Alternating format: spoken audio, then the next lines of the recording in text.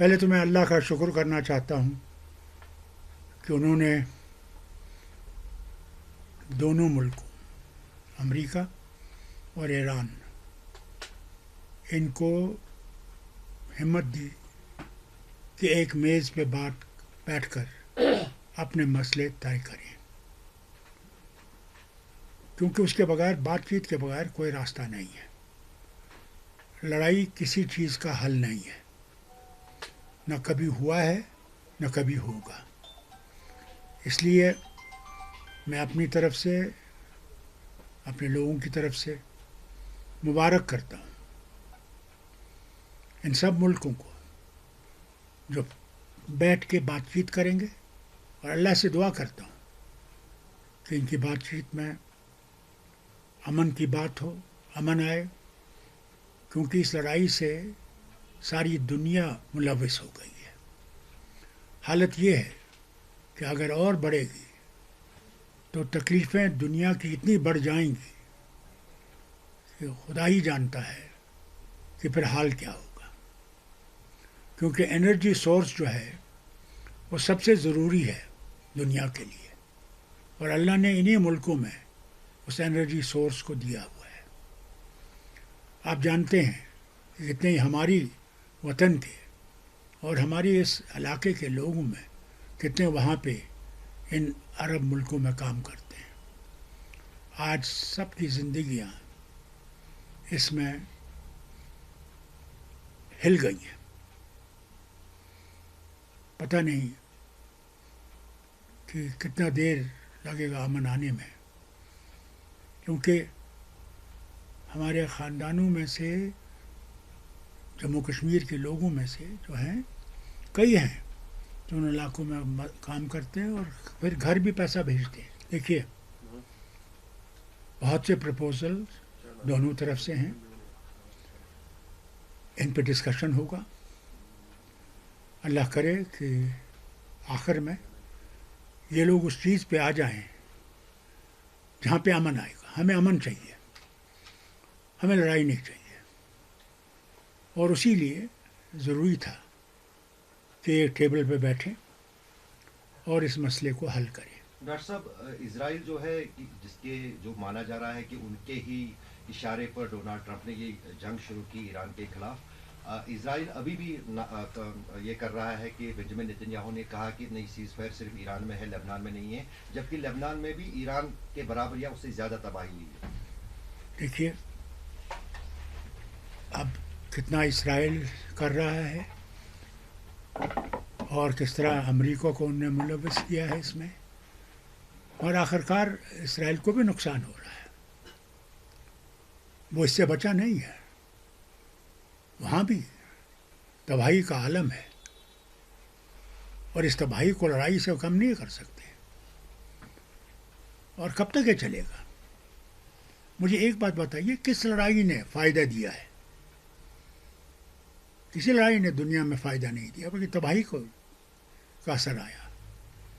اللہ کرے یہ اب بند ہو، اس سے اور تباہی بڑھے نہیں۔ ڈاکٹر صاحب، آپ کی نظر میں اس جنگ میں جیت کس کی ہوئی؟ انسانیت کی، انسانیت کی جیت ہونی چاہیے۔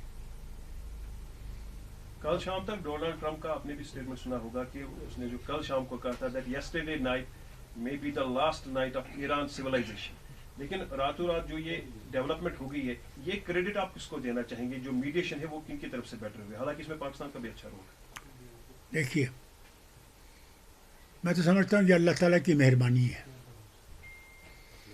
کہ عقل آ رہی ہے۔ کسی سویلائزیشن کو ختم کرنا آسان نہیں ہے، کتنا یہ کوشش کریں، نہیں کر سکتے۔ اس لیے کسی ملک کو میں کہوں گا کہ اس کو میں داد دوں اس میں یا نہیں، میں تو یہ کہوں گا کہ اس نے، پروردگار نے وہ راستہ نکالنے کی کوشش کی ہے جس سے کہ ہم امن کی طرف چلنے کی کوشش کر رہے ہیں۔ اگر میں نجومی ہوتا تو میں آپ کو بول دیتا کہ صاحب میں نے یہ دیکھا ہے، میں نجومی نہیں ہوں۔ میں صرف اللہ سے دعا کر سکتا ہوں کہ اللہ تعالیٰ ان کے مشکلات بھی دور کرے۔ چین کا اس میں ذکر آیا، جو بات چیت کی ہے، اب مان رہا ہے امریکہ بھی کہ چین کا بڑا رول رہا ہے اس میں، تو چین کو آپ کس طرح دیکھتے ہیں؟ کیونکہ ہمارے بھی معاملات ہیں، بارڈر ملتا ہے لداخ کا چین کے ساتھ، تو چین کو کس طرح سے آپ دیکھتے ہیں اور بھارت کو کیا مشورہ دیں گے as a seasoned politician, senior most politician of the country, کہ چین کے ساتھ ہمیں کیا ویوہار کرنا چاہیے اور پاکستان کے ساتھ کیا کرنا چاہیے؟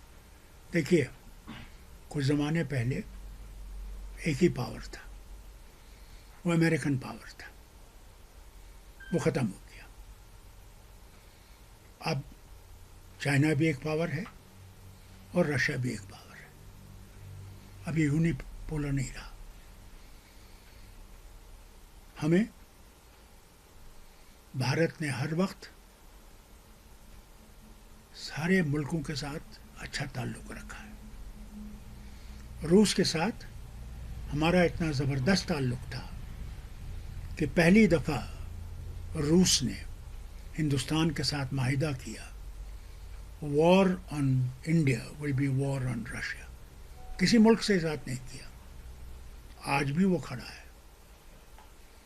چین کے ساتھ بھی ہماری بڑی زبردست دوستی تھی، پنشیل تھا. اگر آپ کو یاد ہوگا، ناصر، ٹیٹو، نہرو، سکارنو، چو ان لائے، یہ مومنٹ تھی ایک زمانے میں. دنیا ہل گئی تھی. ہم نے کسی ملک کے ساتھ دشمنی کا راستہ نہیں لیا، انہوں نے راستہ لیا دشمنی کا. ہم نے ہر وقت دوستی کی طرف قدم بڑھائے ہیں. اور انشاءاللہ، میں کون ہوں ان کو سجیشن دینے والا؟ میں ان سے یہی کہوں گا کہ اگر بھارت نے ترقی کرنی ہے اور آگے بڑھنا ہے تو ہم نے ہر ملک کے ساتھ دوستی کا ہاتھ بڑھانا ہے کہ دوستی سے ہم آگے بڑھ سکتے ہیں، دشمنی سے ہم پیچھے ہٹ جائیں گے. ڈاکٹر صاحب، پاکستان بھی اس میں آتا ہے؟ سارے ملک اس میں آتے ہیں. پاکستان سے بھی کہوں گا، وقت آ گیا ہے کہ وہ بھی ٹیررزم کو چھوڑ دیں اور وہ راستہ اختیار کریں جس میں خوشحالی سے رہ سکیں، بھائی چارے میں رہ سکیں. اس کا کوئی راستہ نہیں ہے. ڈاکٹر صاحب، یہ cease fire for time being آپ کو لگتا ہے یا کچھ ٹائم کے بعد پھر اس میں وہی ایسکلیشن ایک دوسرے پر اچھا؟ اس کی دوسرا، طرف as per the economical point of view ہمارے یہاں کس طرح اثر پڑے گا؟ فیاض صاحب، میں اس میں کہہ نہیں سکتا کہ آگے کیا ہوگا. پہلے 10 تاریخ کو دیکھیں، یہ جو مذاکرات ہو رہے ہیں اس میں کتنی کامیابی ہوتی ہے. اگر اس میں کامیابی ہوئی تو میں سمجھتا ہوں پھر لڑائی کا کوئی مقصد نہیں رہے گا، اور جو ایشوز ہیں میں سمجھتا ہوں وہ بات چیت سے حل ہو جائیں گے. جموں کشمیر پہ کچھ اثرات پڑ سکتے ہیں کیونکہ ہم پہ پڑے ہیں اثرات، سارے وطن پہ اثرات پڑے ہیں. اگر یہ وار چلتا رہے گا تو آپ دیکھیے آپ کی تیل کی قیمت کہاں پہنچے گی. گیس تو ملے گا ہی نہیں، تو کہاں جائیں گے لوگ جن کو اب عادت ہو گئی ہے گیس کے استعمال کرنے کا؟ کہاں سے لکڑی لائیں گے؟ کہاں سے لکڑی کے چولہے چلائیں گے؟ کہاں سے ہمارے بچے جو آج کل گاڑیوں میں اسکول جاتے ہیں وہ اسکول پہنچ سکیں گے؟ اور دور دور کے اسکولوں میں جا رہے ہیں. ہر طرف سے مصیبتیں آئیں گی. ہماری دوائیوں کی قیمتیں آسمان کو چھوئیں گے. غریب کہاں سے لائے گا؟ کیا ہوگا؟ ڈاکٹر صاحب، آپ اس کو کس طرح ہینڈل کرنا پڑے گا؟ جیسے آپ خود کہہ رہے ہیں کہ لاکھوں کی تعداد میں لوگ واپس آ گئے فارن کنٹری سے. انشاءاللہ اگر حالات ٹھیک ہو گئے تو مجھے امید ہے کہ تھوڑی دیر میں وہ پھر اپنے واپس جائیں گے، اپنی نوکریوں میں واپس جائیں گے اور پھر سے ان ملکوں کو آباد کریں گے جن میں وہ کام کرتے تھے.